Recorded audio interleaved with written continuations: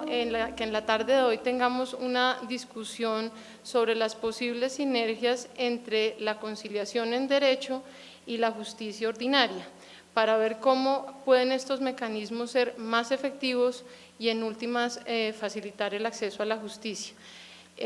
Vale decir algo que se ha mencionado a lo largo del día, y es que desde la Ley 23 el propósito de la conciliación es la descongestión, y en ese camino hemos escuchado distintas intervenciones sobre si es o no el mecanismo para descongestionar, si ese es o no el objetivo de la conciliación, y en este panel queremos explorarlo con distintas perspectivas, en donde miremos qué piensan los jueces de la conciliación, cómo ven los centros, el relacionamiento que tienen que tener con la justicia ordinaria, si los jueces sienten que con la medida de descongestión realmente disminuyó su carga laboral, y en últimas si la conciliación y la justicia ordinaria deberían ser mecanismos articulados o no, que le presten un servicio a los ciudadanos para resolver sus conflictos.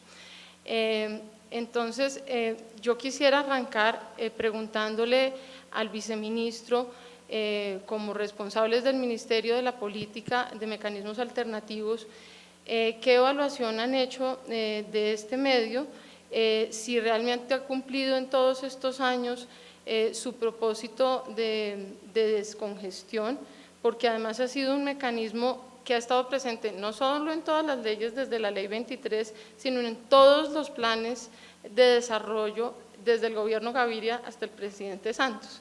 Entonces nos interesaría mucho saber ustedes cómo han visto la medida, o si han visto otras alternativas y otras posibilidades que distan del solo componente de descongestión de la justicia ordinaria.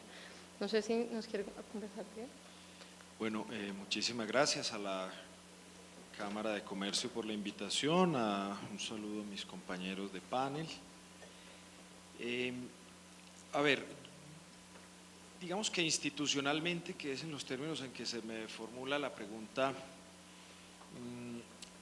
creo que no hay la menor duda de que para el Ministerio de Justicia la conciliación como mecanismo de solución de controversias es una apuesta que se ha mantenido sostenida en el tiempo, sostenida porque, como se introdujo con la pregunta, desde hace no solo muchos años, sino con cierta reiteración en los últimos, se han expedido normas que han invocado a la conciliación como un mecanismo fundamental en la solución de controversias entre particulares y entre particulares y el Estado.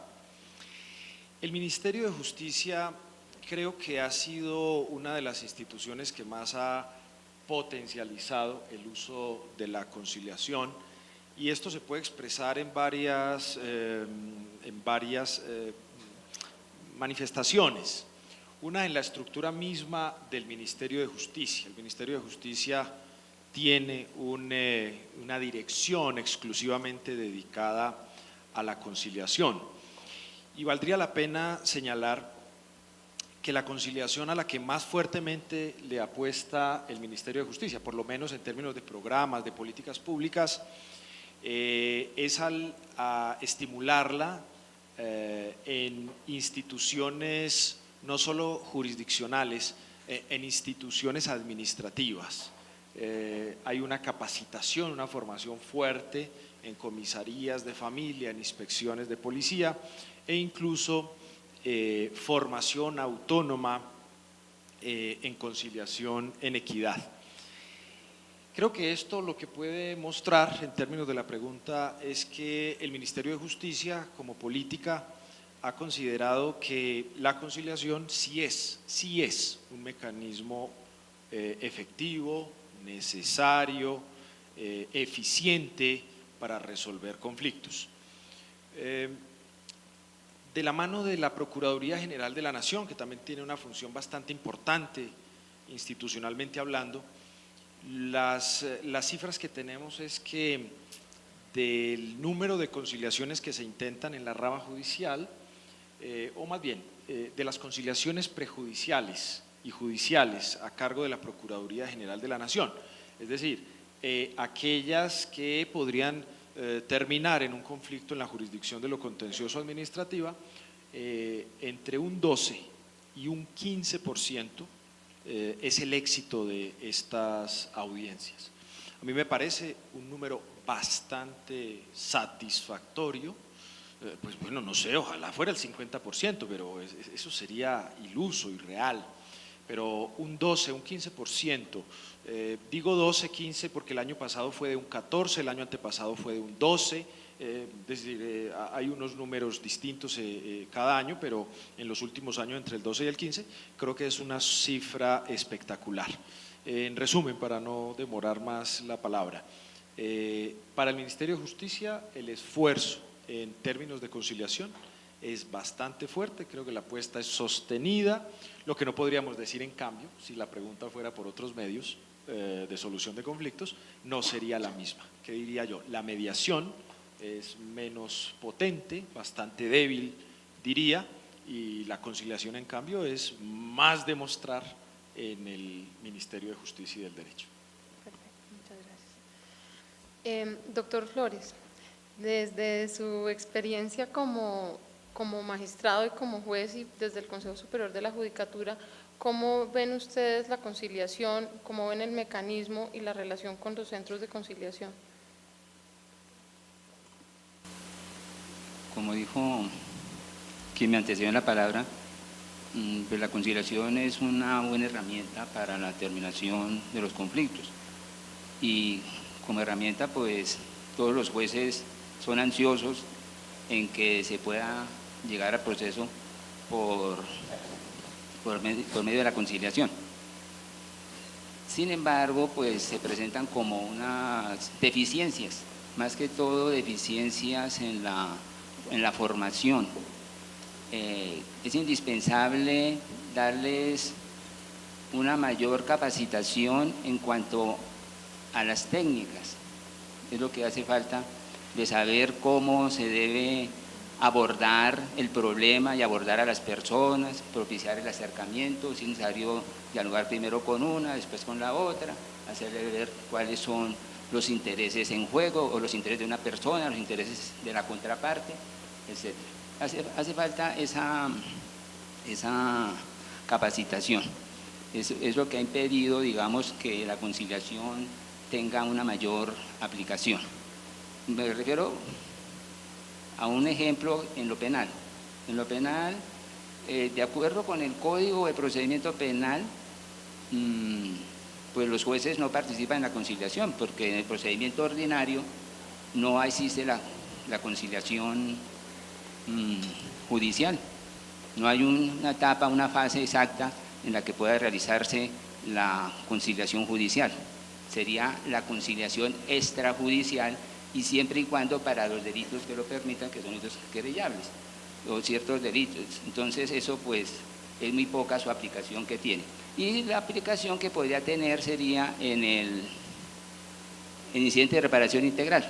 En el incidente de reparación integral sí la conciliación es judicial, pero sucede que esa falta de capacitación hace que el juez en la audiencia que debe efectuarse la conciliación suspende la audiencia y le dice a las partes, bueno, mejor decreta un receso y dice, procedan allá a examinar, a mirar si concilian. Y las partes pues se alejan o se hacen a un lado de la sala y concilian o no concilian. Y terminado el receso, se reanuda la audiencia y pues no hubo acuerdo, es decir, que no cumple con el papel que corresponde como conciliador. Tal vez con un concepto equivocado de este sistema que se dice adversarial, porque como es un sistema adversarial y rogado, entonces todo se debe a petición de parte, y en el proceso penal propiamente dicho, pues el juez tiene el prejuicio de no contaminarse, y por no contaminarse pues no propone ninguna solución ni propone nada, cuando en el incidente de reparación integral ya está establecida la responsabilidad y lo que se va es a establecer, a probar los perjuicios y establecer su cuantía. Eso digamos. Eso significaría que, por ejemplo, usted estaría de acuerdo con medidas como la conciliación anexa a tribunales, como pasa, por ejemplo, en Manizales, que en el tribunal está un centro de conciliación y ellos resuelven algunos casos que no debe atender el tribunal. Digamos, para mi concepto personal, la cuestión no puede mirarse de una forma como aislada y un caso que existe en alguna ciudad, sino que la respuesta debe ser más integral. Digamos, la relación que debe existir entre la justicia, entre la conciliación en derecho como mecanismo alternativo de solución de conflictos debe examinarse de una forma holística y que comprenda todos los aspectos. Es decir, que comprenda, contemple otros mecanismos de solución de conflictos como la mediación y en general la justicia restaurativa.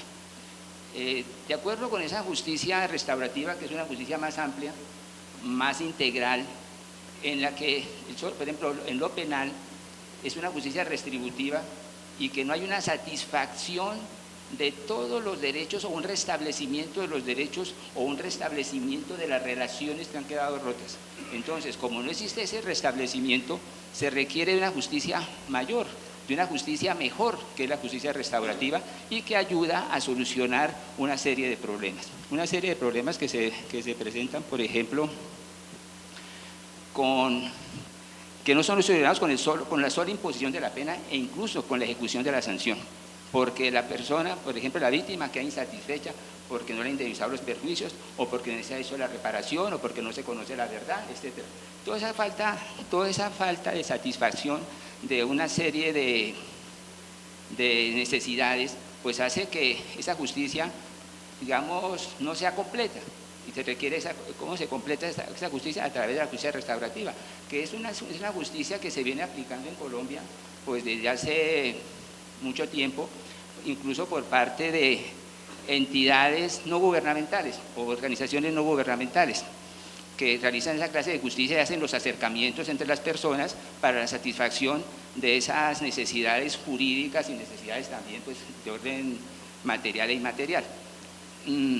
Por eso, digamos, la propuesta que consideramos debe realizarse esa integración, esa articulación entre la justicia formal y la justicia no formal. Entre la justicia no formal están pues, esa justicia restaurativa o esos centros de justicia restaurativa que incluso vienen funcionando en las casas locales de justicia. Lo que se pretende es que en las casas locales de justicia pues está el juez, está el fiscal, además del juez y del fiscal estarían los conciliadores en equidad. Dentro de los conciliadores en equidad nosotros proponemos que también estén centros de justicia restaurativa. Centros de justicia restaurativa a donde va a llegar el conflicto. Llega el conflicto y es la persona que va a encargarse de orientar, de establecer, él aplica los mecanismos de justicia restaurativa y si hay un resultado restaurativo, ¿eso qué significa?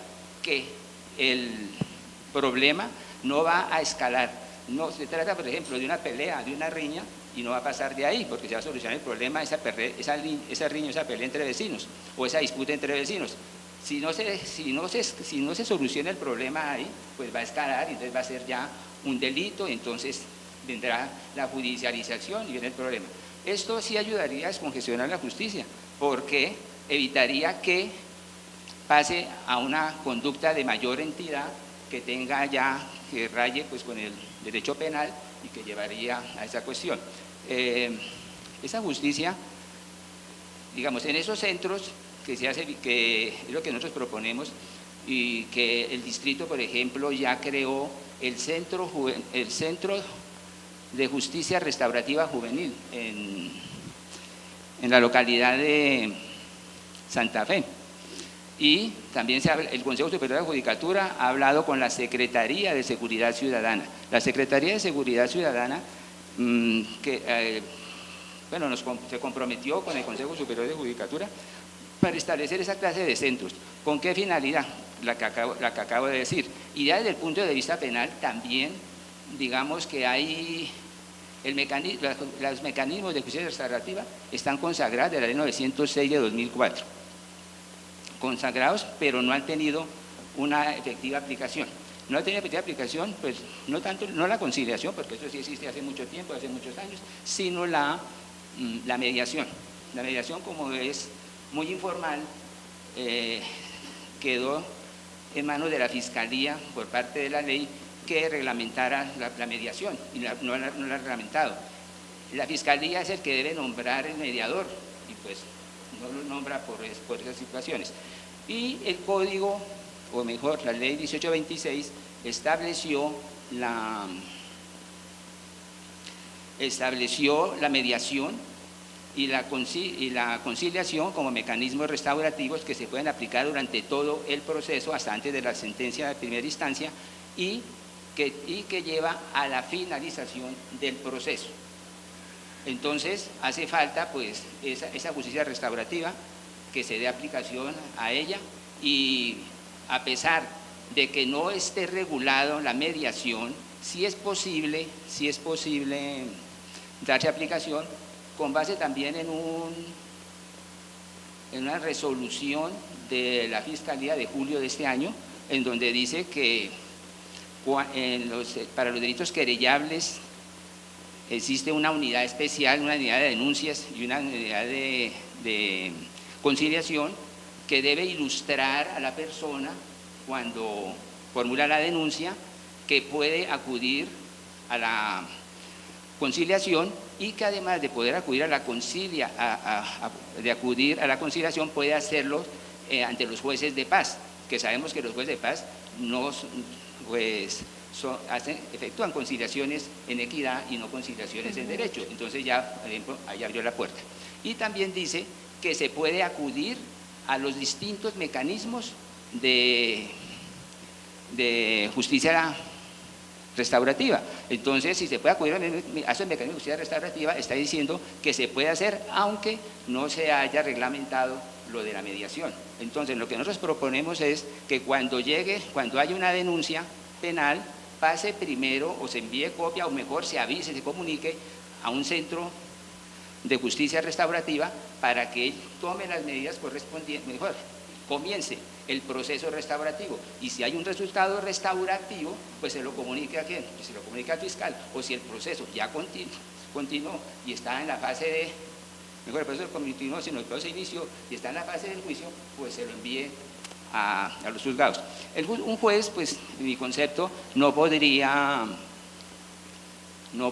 juez no podría negarse a tener en cuenta un resultado restaurativo, aunque no haya sido por un conciliador nombrado por un fiscal, porque él tiene la obligación, si se presenta un resultado restaurativo en donde dice que se satisfacen ciertos derechos o se restablecen los derechos de la víctima, pues el juez no puede negarse a que eso produzca efectos dentro del proceso penal. Si el procedimiento abreviado, pues terminará el proceso, pero si es en el procedimiento ordinario, ahí también tiene unas consecuencias, que es durante el trámite del proceso, como es en la sentencia, para la dosificación de la pena, aún también después del proceso para efectos del purgamiento de la sanción.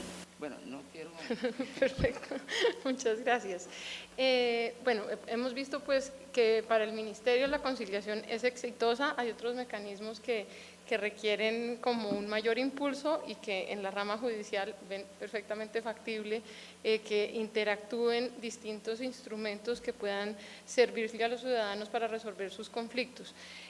A mí me gustaría conocer desde la perspectiva del Centro de Conciliación y Arbitraje de Cali, que es quien tiene la oferta no solo de la conciliación, sino de otros múltiples mecanismos, cómo es esa relación con la justicia ordinaria. Muchas gracias, Ángela. Y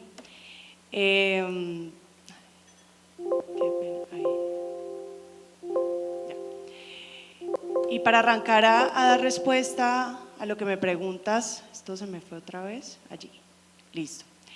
Yo quisiera iniciar con una reflexión y es que definitivamente nosotros como operadores de estos mecanismos alternativos de solución de conflictos, cada vez somos más conscientes que si no hay una verdadera articulación entre la justicia ordinaria y los mecanismos alternativos, no hay un verdadero funcionamiento de lo que buscamos en últimas, que es más que dar solución a un conflicto, restablecer las relaciones entre estas partes que intervienen en el trámite.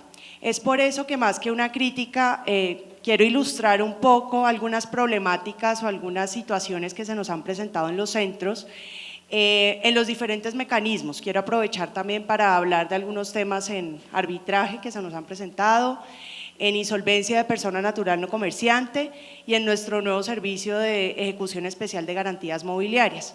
Entonces acá narro algunas de estas situaciones que, como ustedes pueden evidenciar, si no se resuelven de manera adecuada y si ocurren este tipo de fallas, como en efecto se han dado, pues los mecanismos alternativos van a tener también serias dificultades en su aplicación. Por ejemplo, hemos tenido casos de inadmisión de demanda por no presentación del acta o constancia original, hablando en conciliación, cuando sabemos que el original reposa simplemente en el centro y yo inicio el proceso con la copia debidamente registrada que consta del original. Y esto hace que la conciliación entonces obviamente tenga una traba en su ejecución, bien sea para ejecutar el acta con la obligación incumplida o como constancia para agotar requisito y poder iniciar un proceso. Otra de las situaciones que se han presentado es el rechazo de la demanda por caducidad existiendo previo proceso conciliatorio. Los conciliadores acá expertos, ustedes más que yo, pues saben que el inicio de un proceso conciliatorio trae una interrupción de la prescripción o caducidad, pero nos está pasando que nuestras interacciones con la justicia ordinaria pues no están teniendo en cuenta eso y rechazan demandas por caducidad sin tener en cuenta esa interrupción. Por otro lado, nos ha pasado en varias ciudades, en varios centros, estuve hablando con colegas, la exigencia al conciliador de realizar presentación personal al acta o a la constancia, cuando sabemos que esta exigencia no está en la ley 640. La solicitud de certificación, asimismo de autenticidad del acta, aportada por la parte, cuando en ella misma está constando que es primera copia del original que reposa en el centro. Otras situaciones que se nos han presentado, se le ha ordenado al centro resolver la oposición del arrendatario en la diligencia de entrega por ser el centro, y así lo han catalogado algunos jueces, primera instancia. Como sabemos, en materia de conciliación, cuando se da la restitución de inmueble, cuando hay un acuerdo conciliatorio sobre la fecha de entrega, pues simplemente se hace un trámite ante el juez para que ordene la entrega del bien, simplemente es un trámite, y se nos ha presentado este caso, que hay oposición del arrendatario y el juez le ordena al centro que resuelva por ser el centro primera instancia. También nos ha ocurrido en materia de insolvencia de persona natural no comerciante, que cuando estamos en el trámite de resolución de objeciones, el juez no se limita a resolver la objeción presentada, sino que también hace un estudio de la solicitud de negociación de deudas y se han presentado algunos casos donde el juez decide archivar el caso. O sea, va más allá del trámite específico en el que debe intervenir en insolvencia de persona natural no comerciante. También se nos presentó una situación particularmente en Cali y en la negativa del juez de aceptar una objeción propuesta por el deudor, aduciendo que simplemente las objeciones pueden presentarse por los acreedores cuando la ley no limita que la objeción sea solamente una potestad del acreedor. Entonces, esto obviamente también limita el buen desarrollo del proceso de negociación de deudas. En arbitraje se nos ha presentado que el juez, todos sabemos, bueno, en arbitraje, cuando en la cláusula compromisoria no se establece una forma de nombramiento y las partes no han podido nombrar los árbitros de mutuo acuerdo, pues la norma establece que será el juez quien nombre por sorteo de la lista de árbitros del centro donde va a funcionar el tribunal arbitral. Entonces, nos ha ocurrido que el juez se niega a nombrar árbitros argumentando que esta facultad es del centro de arbitraje y solamente desconociendo lo que dice la norma, que el centro de arbitraje solamente nombrará cuando hay expresa delegación en el pacto arbitral por las partes. Entonces ahí, claro, esto es un proceso importantísimo para poder arrancar el trámite arbitral y nos quedamos allí como con una situación compleja. Otra situación que se nos presenta bastante y por eso necesitamos estar articulados y realmente hacer un trabajo integrativo y colaborativo con la justicia ordinaria. En materia de arbitraje también vemos cómo se presentan recursos de anulación y tutelas con argumentos sobre el fondo de la controversia, sobre todo en anulación, cuando sabemos que existen unas causales taxativas que son más de procedimiento y formales, que de revisar nuevamente lo que los árbitros ya decidieron, porque el proceso arbitral es un proceso de única instancia. Por otra parte, hemos tenido casos donde se utiliza la tutela para un trámite de recusación de un árbitro porque se perdió la oportunidad procesal oportuna dentro del trámite arbitral. Entonces, tampoco debería presentarse pues esta situación. Muchas tutelas donde el juez vincula al centro cuando el objeto de la tutela tiene que ver con temas únicos y exclusivos del tribunal arbitral, desconociendo que la función del centro es meramente administrativa. En materia de garantías mobiliarias, aunque es un servicio nuevo, ya estamos presentando algunas dificultades en esos puntos de interacción. Una de ellas es la negativa de proceder con la orden de apropiación o aprehensión del bien una vez finalizado el proceso de ejecución especial de la garantía mobiliaria que se surte ante el centro de conciliación.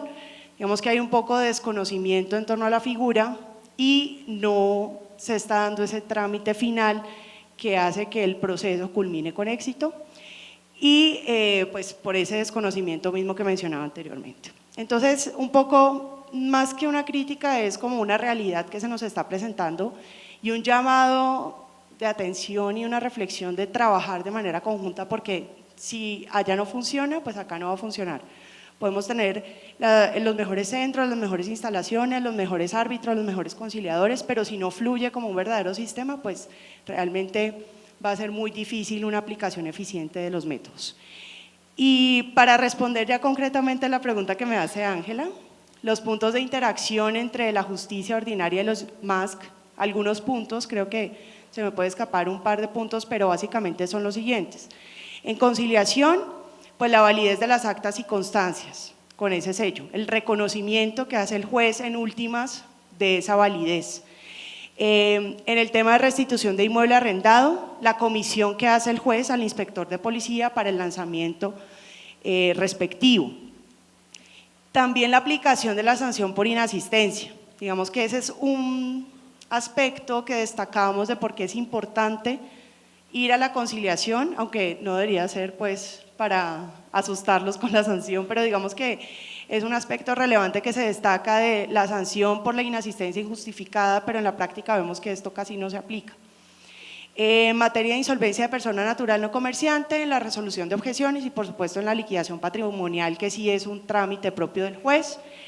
En arbitraje, en el nombramiento de árbitros, cuando las partes no se han puesto de acuerdo o no logran hacerlo de mutuo acuerdo, debe hacerlo por sorteo el juez de la lista de árbitros del centro respectivo.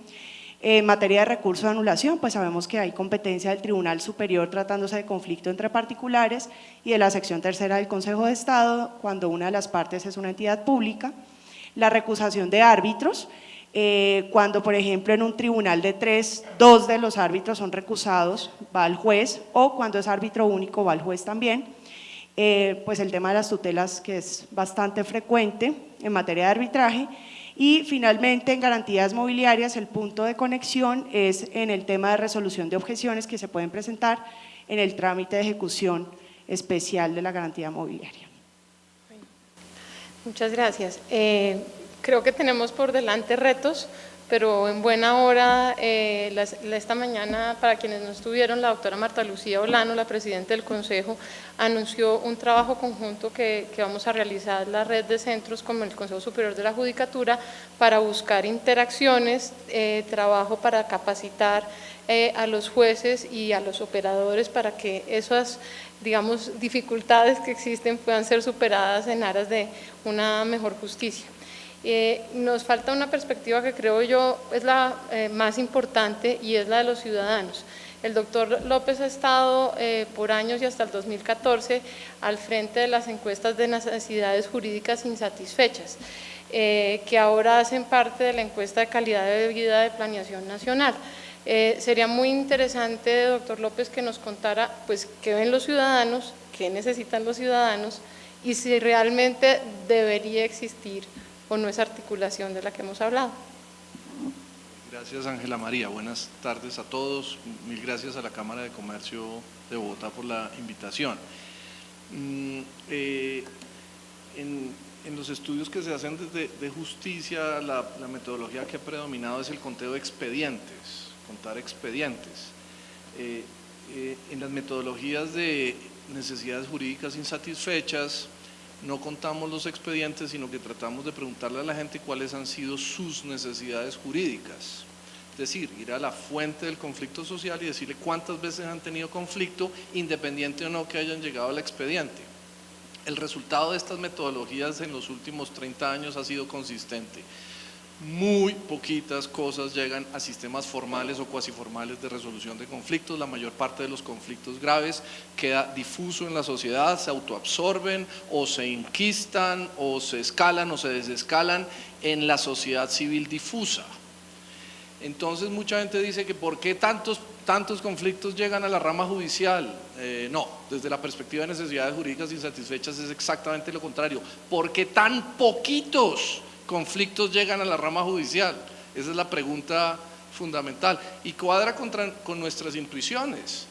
¿Cuántos conflictos graves tiene la población colombiana y cuántos llegan a la rama judicial o a sus pequeños aparatos anexos? El aparato, llamémoslo, de las MASC, que es un pequeño aparato anexo creado por el Estado, que nació de la sociedad, modelado en los sistemas sociales de resolución y tratamiento de conflictos. La mediación no fue creada por la Ley 23, fue estudiada por antropólogos en comunidades y ha existido, digamos, en comunidades sociales, digamos, desde como una práctica social de difusión, tratamiento, resolución de conflictos y de reducción de la hostilidad.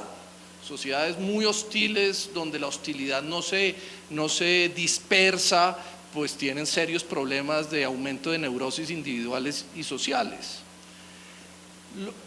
En esto, como sabrán, es mucho más fácil contar expedientes. El Consejo Superior de la Judicatura le queda mucho más fácil contar los expedientes anuales que contar los conflictos o las necesidades jurídicas sociales dispersas. Esto es muy difícil, hay que hacerlo por vía de encuesta y es mucho más aproximativo que el conteo del Consejo Superior de la Judicatura de expedientes. Yo diría que de los últimos esfuerzos en Colombia que arrancaron en el 2008 hasta la última de DNP, podríamos hacer la siguiente afirmación. Uno podría decir que en Colombia hay 4 veces conflictos graves, hay 4 veces conflictos que los que llegan a la rama judicial. Más o menos es el tamaño, entre 4 o 5. O sea, el universo es gigante. Y vuelvo a mi pregunta inicial, ¿por qué llegan tan poquitos? O sea, 4/5, ¿qué les pasa a esos 4/5? Y solo porque 1/5 llegan a estos sistemas. A estos sistemas, en estos 4/5 hay mucha, lo voy a llamar de esta forma, mediación social dispersa o difusa, mediación familiar, pero en las casas, no por expertos en mediación familiar en los centros de conciliación o mediación escolar difusa. ¿A dónde? En los salones de clase o en los patios de recreo. Mediación carcelaria en los patios de reclusión. Ningún especialista opera acá.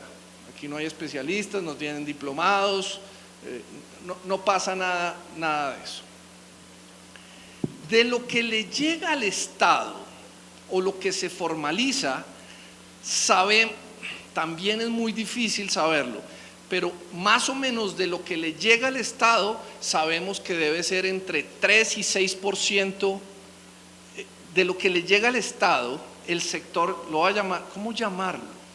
¿Cómo llamar estas múltiples ventanillas donde el Estado, a través de normas o a través de iniciativa privada más o menos reconocida y sancionada por el Estado, ofrece servicios de conciliación y mediación? Esta no es la difusa o escolar, no es la escolar difusa, esta es las múltiples ventanillas de conciliación y mediación que el Estado ha venido generando por legislación en los últimos años, que forman un sector también difuso y fragmentado, que a veces se encuentra usualmente bajo el liderazgo de cámaras de comercio, que tiene un liderazgo muy marcado dentro de este sector que tiende a ser difuso y fragmentado.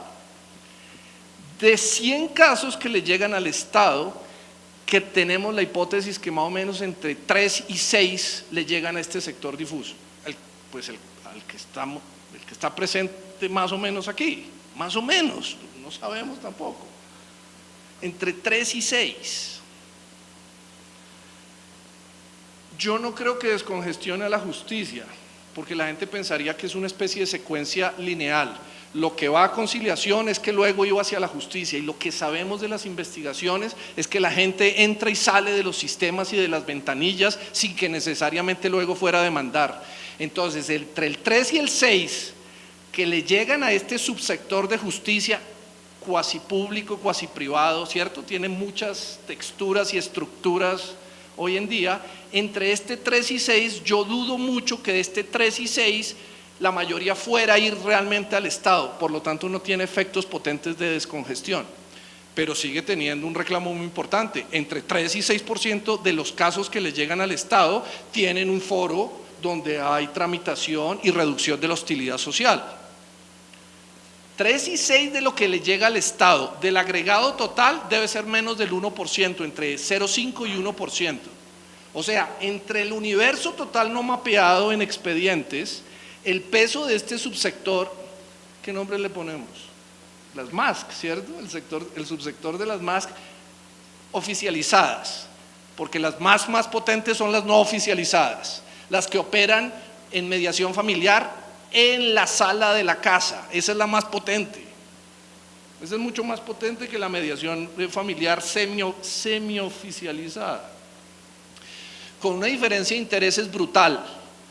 Aquí hay hicieron críticas que yo entiendo y que son potentes a los abogados. Mucho cuidado que los abogados distorsionan las MASC. Bueno, mucho cuidado que los conciliadoras distorsionan la resolución de conflictos por un solo interés: hay honorarios. En las salas de las casas no hay honorarios, ni en los patios de juego hay honorarios, porque no hay especialización. Y contrario a lo que decía nuestro amigo de México, no se necesitan élites especializadas en la facilitación de diálogo.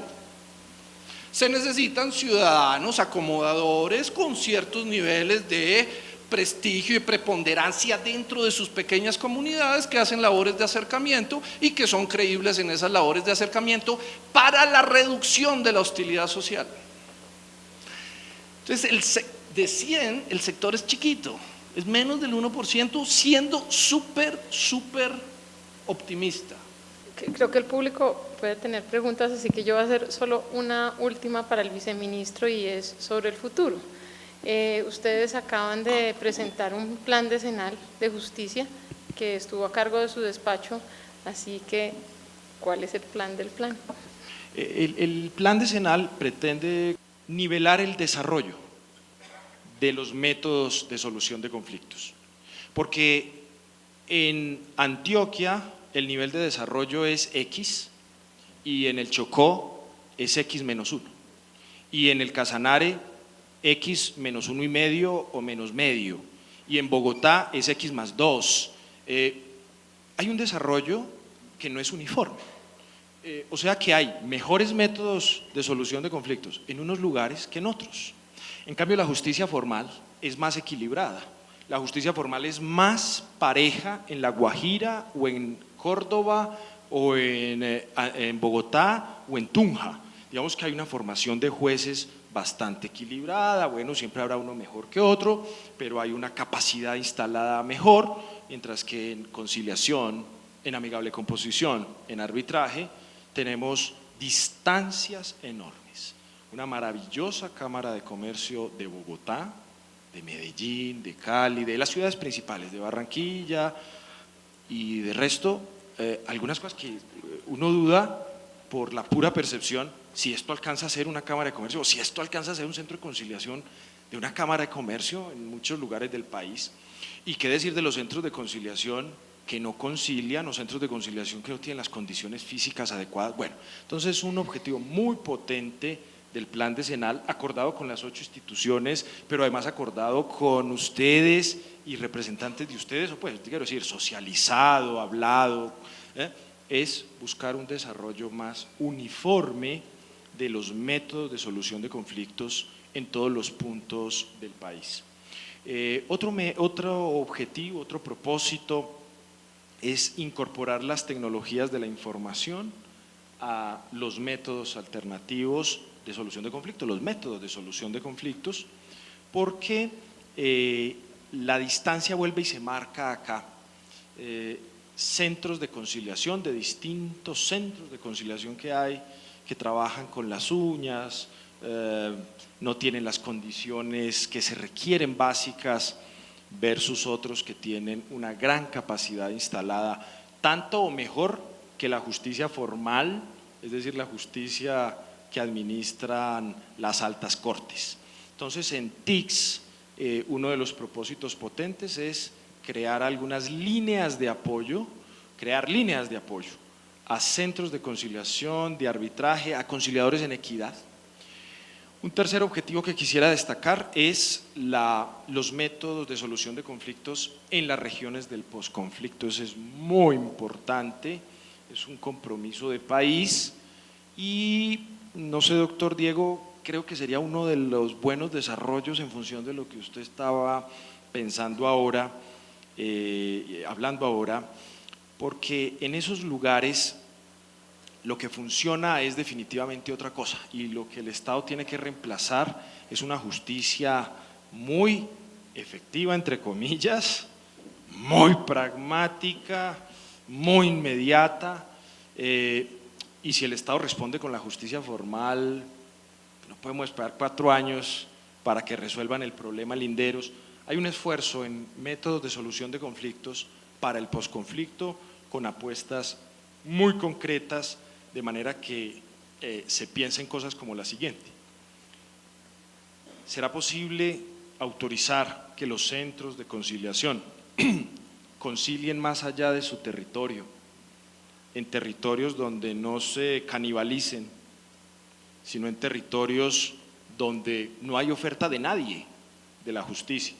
¿O debemos formar más conciliadores en equidad, impulsar más la mediación, empoderar más cierta institucionalidad para que llegue a esos territorios y podamos copar la ausencia de justicia que se presenta en esos lugares? Ese es otro objetivo poderoso. Y un último, hay muchos, hay unas 60 acciones para desarrollar involucrando no solo a la justicia formal y a los mecanismos de solución de conflictos, digamos incluso más convencionales, sino a otros mecanismos e instituciones. Es decir, se busca involucrar también la capacidad de las regiones, de los municipios.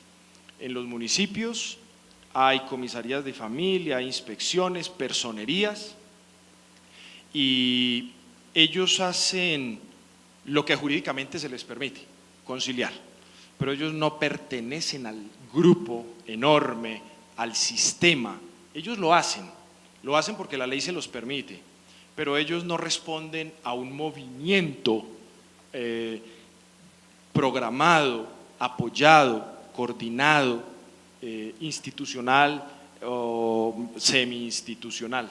De manera que el plan decenal también busca que podamos fomentar un sistema más fuerte, más potente, pero respetando la manera como cada uno de los actores que hoy existen y que deberían existir, respetando la manera como ellos suelen actuar en cada lugar donde resuelven conflictos.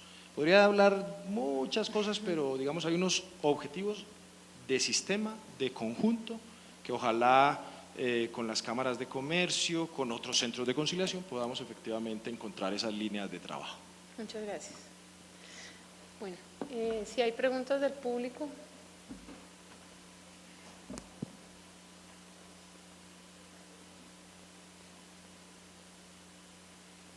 Muchas gracias. Muy interesante el panel realmente. Felicitaciones a quienes han intervenido. Por supuesto, yo no puedo opinar sobre lo que sucede en Colombia con profundidad, pero sí lo que pasa en el Ecuador. Y realmente la propuesta del doctor López me parece muy interesante, si no quisiera incluso parirme con nuevas ideas a mi país, que me dé unas 2 o 3 pautas más.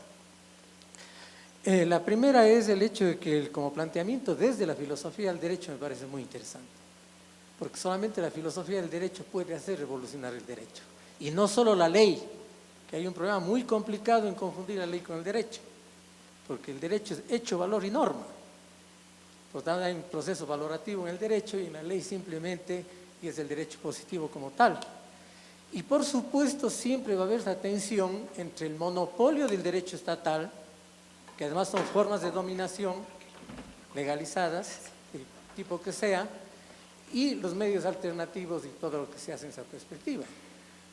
Hablo de mi país. En los últimos años se ha buscado justamente cooptar a los medios alternativos al poder estatal, pues, a través de, por ejemplo, hacer una competencia a los centros de mediación privados con aquellos que eran del Consejo de la Judicatura y que siguen existiendo. Entonces ha habido prácticamente un problema de persecución a los centros privados para preponderar el monopolio del Estado también en los medios alternativos. Entonces es complejo. Si bien lo que usted dice, doctor López, me parece interesante y no conozco, me gustaría conocer estas encuestas que ustedes hacen de las demandas que existen en la ciudadanía, ¿no es cierto? Mi pregunta es concreta. Yo creo que por un lado hay la vida privada a la que usted se refiere, que es en la escuela, en la familia, en la sala, es decir, en los diferentes ámbitos de la vida privada. Pero lo público es público estatal y público no estatal, que a veces hay que hacer esa diferencia que no se la hace. En lo público no estatal estamos la sociedad civil, ¿no es cierto? Y siempre va a haber una tensión entre lo público no estatal como sociedad civil, que en mi país también se le trató de cooptar, ¿no es cierto?, y eliminarle prácticamente a través del decreto 16, y la justicia monopólica del Estado. Pero ¿cómo es?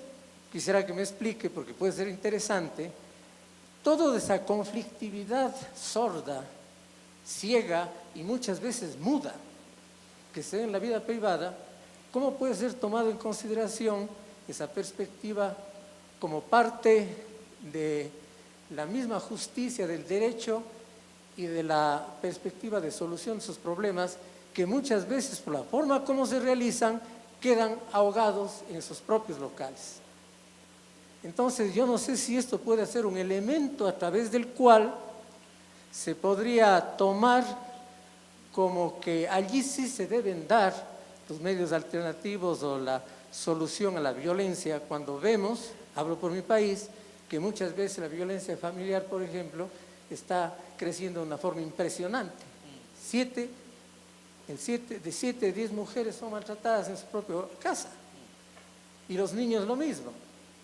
Entonces en las escuelas sigue el problema. Entonces me parece que siendo un planteamiento interesante, yo sigo confiando en los medios alternativos, siempre que no sean cooptadas únicamente por el Estado. Porque, por ejemplo, si en el Estado, en los centros de mediación estatales han llegado muchísimos casos, es como el Hospital General, diríamos así, para negarnos a las clínicas privadas que hagamos de algo en esa perspectiva, pero se ha despachado casos en media hora, sin hacer verdaderamente lo que es una mediación.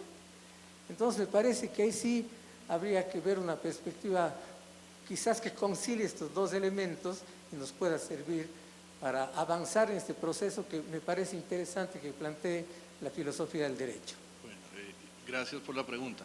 No, lo que yo diría es, en este punto no es tanto una especulación filosófica, sino tratar de interpretar datos de una encuesta de percepción. Entonces, en este punto, hacer un esfuerzo también de ser un poquito empiristas y tratar de entender qué está pasando. Entonces, le respondería en parte lo que le respondería al viceministro. Lo que le llega al Estado es chiquito. Acéptenme que es chiquito. Es bastante más grande el pool total de conflicto social. Esta idea es intuitivamente correcta.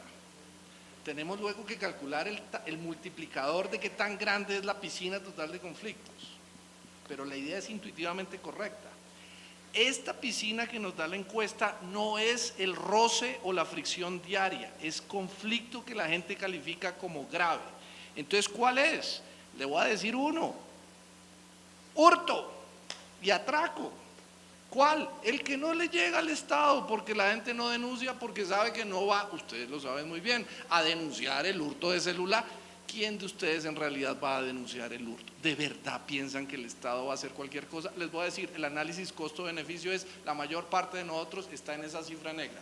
Es derecho público del Estado, es violación del Código Penal, pero simplemente como sabemos que no va a hacer nada, la mayor parte de la gente no va, a menos que tenga que denunciar la pérdida de un documento que le exijan la denuncia. ¿Saben de qué estoy hablando, cierto? Uno no va ahí como víctima en la esperanza que le resuelvan, que lo indemnicen o que le encuentren la billetera. Uno va es por otro trámite burocrático, pero si no necesita ese trámite burocrático, no denunciamos. Entonces no son conflictos menores, son los mismos conflictos que constituyen la mayor parte de la agenda de la justicia formal, pero que no llegan allá por distintas cosas, entre otras cosas, análisis costo-beneficio. Entonces vuelvo a mi respuesta. No son conflictos menores de interacción. Mi hija de 3 años esta mañana me pegó una patada jugando conmigo y yo le dije: hija, pues no me pegues una patada. Y luego otra al hermanito, y estamos preocupados con mi señora que la hija está pegando. Yo entiendo que esto no es una necesidad jurídica insatisfecha, pero mucho cuidado. De la represión de estas formas de hostilidad puede venir violencia intrafamiliar. Cuidado. Porque hay un continuo entre las pequeñas violencias y las grandes violencias, como sabemos en los hogares y en las relaciones de pareja. Cuidado. Y en derecho los estudiamos muy desarticulados, pero la conexión entre derecho civil, derecho penal y derecho civil, derecho de policía y derecho penal es un continuo de hostilidad no tratada. Claro, ningún profesor hace la continuidad porque no le interesa ver las relaciones entre civil, policía y penal, pero la gente sí la sabe, especialmente de estratos más bajos, donde por no existir contención, donde no hay mecanismos sociales fuertes de contención de hostilidad y donde la hostilidad de hecho está más permitida socialmente.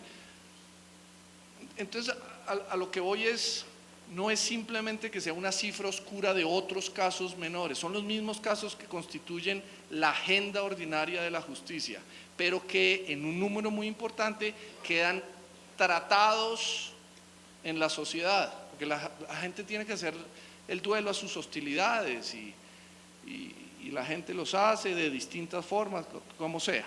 Entonces esa cifra es muy importante, tenemos que estudiar cuáles son las que se vienen en el aparato judicial, dónde no somos capaces de frenar la hostilidad y por qué a pesar de eso tenemos unas sociedades tan tremendamente hostiles, a pesar de que seamos, digamos, felices, queridos y amables en la superficie, pero por debajo es una sociedad. Y este dibujo que estoy mostrando conceptualmente de la encuesta, yo creo que a grandes rasgos y a grandes magnitudes debe ser parecido para el resto de América Latina, es decir, gran nivel de conflicto que no llega a las formas formales, y a este pequeño sector, ¿cómo llamarlo? Cuasi público, cuasi privado, en el sentido en que hay iniciativa privada y capitales privados que lo financian. Viceministro, pues en Titiribí no hay una cámara de comercio como la de Bogotá porque no están los mercados de Bogotá que financian esto. ni el espacio físico ni los esfuerzos del Centro de Arbitraje y Conciliación, y no lo habrá, porque en Titiribí no habrá ese mercado, pues a menos que pase algo en Titiribí, no creo que vaya a pasar pronto. Entonces, y la otra cosa muy importante, en este sector hay una discusión, metiéndole un poquito de teoría política, hay una discusión ideológica muy profunda, y es este sector tiene una idea muy fuerte, está partido, digamos, entre ideologías de lo justo comunitario, ideologías de resolución de conflictos para generar estabilidad jurídica y reducción de costos empresariales. Y la alianza entre esos dos elementos de este sector es inestable y coyuntural, porque son las mismas leyes las que posibilitan tanto, digamos, los discursos de justicia comunitaria y centros comunitarios de impartición de justicia, y hay esfuerzos de articulación. Lo vi en su propia presentación, donde usted estaba al mismo tiempo mostrando los esfuerzos de la Cámara de Cuenca, del Centro de Conciliación y Arbitraje de Cuenca, para financiar los esfuerzos comunitarios, pero no nos neguemos que hay una cierta tensión ideológica entre los MASC de lo justo comunitario y los MASC de la resolución de conflictos de reducción de costos para el sector empresarial. Bueno, me han pedido que cierre las preguntas por la hora. Muchas gracias. El doctor Flores quería hacer una observación. Digamos que yo no alcancé a terminar una propuesta que pensaba o que pienso hacer, y digamos, pues teniendo en cuenta esa justicia restaurativa, pues con todos esos, mejor que la justicia restaurativa hace parte de esa también justicia comunitaria y del justo común y todas esas cuestiones, y que pues teniendo en cuenta la relación que existe entre la justicia formal y no formal, queremos mirar la cuestión en su integridad, que la justicia no formal es muy importante, que los conflictos que ellos resuelven no son los mismos conflictos que va a resolver la justicia formal, pero sí puede llegar a que muchos conflictos no trasciendan para que lleguen a la justicia, a esa justicia formal. Desde ese punto de vista es la descongestión, en que no va a ayudar, nos ayuda a que no haya congestión en la justicia formal. No todos los casos, en ningún sistema judicial, no todos los casos pueden llegar o pueden mejor ser resueltos por la jurisdicción. Eso es imposible ni siquiera en los países desarrollados, y sobre todo en penal. Por eso se establecen prioridades. Queremos que eso se base solamente en prioridades, o también pues que la justicia no formal cumpla su papel, hay que fortalecerla, y ahí está la cuestión, cómo se va a fortalecer, cómo se va a mirar lo que dice el doctor López, esos intereses particulares o intereses económicos o intereses lucrativos frente a unos intereses de la justicia no formal, que pues los costos son mínimos, pero que sí son mejores. Digamos, hay que también, para la justicia no formal, hay que cambiar pues la cultura que tenemos, que colaboren los litigantes, que colaboren los defensores públicos, que pues colaboren los fiscales, los jueces. Todos ellos también tienen que cambiar, digamos, esa cultura que hay actualmente de trabar los procesos, de dilatarlos, de todos esos conflictos que se presentan, y también hay que cambiar el pensum de las facultades de derecho para que haya formación en justicia restaurativa, para que también puedan participar de la justicia restaurativa no solamente los abogados, porque la mayoría de la justicia restaurativa es efectuada por especialistas que son sociólogos, psicólogos, trabajadores sociales. Entonces esas personas van a nutrir y van a establecer, ¿verdad?, pues no una norma jurídica, pero sí con base en una norma social, porque van a decidir con base pues en una norma, como lo digo, una norma social, de acuerdo con lo que es justo en una comunidad. Pero ahora tiene que mirar los beneficios también de eso, y la Cámara de Comercio en qué puede apoyar pues a la justicia no formal, digamos, con la creación o el fomento de centros de justicia restaurativa. Lo mismo que el Ministerio de Justicia pues también nos colabore, digamos, apoye esa iniciativa de fortalecer los sistemas locales de justicia por medio de la justicia restaurativa.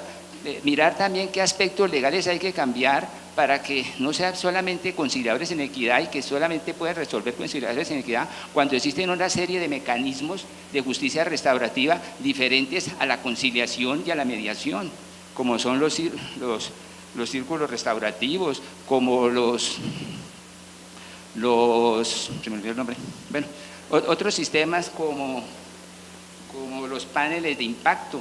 Bueno, entonces que todas esas también se puedan consagrar y se puedan establecer capacitación de otras formas de justicia restaurativa que nos van a ayudar mucho. Entonces yo quisiera, digamos, que la Cámara de Comercio piensen, miren la manera, sin afectar, como dice, sin que sea una colonización, como dice el doctor López, que no sea una colonización, pero sí que colaboren con la sociedad, con la comunidad, que se necesita tanto, con las personas, ¿no? Entonces, digamos que la Cámara de Comercio apoye esa iniciativa con la creación de centros de justicia restaurativa, lo mismo pues que el Ministerio de Justicia también.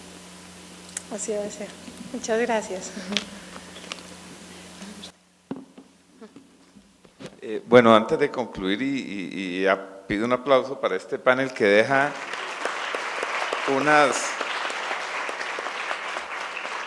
unos temas muy sugestivos planteados. Quiero, partiendo de una referencia que se hizo a las mediaciones escolares por el doctor Diego, contarles que la Cámara de Comercio tiene un programa de mediación escolar que se denomina Hermes. Operamos en colegios públicos del distrito de Bogotá.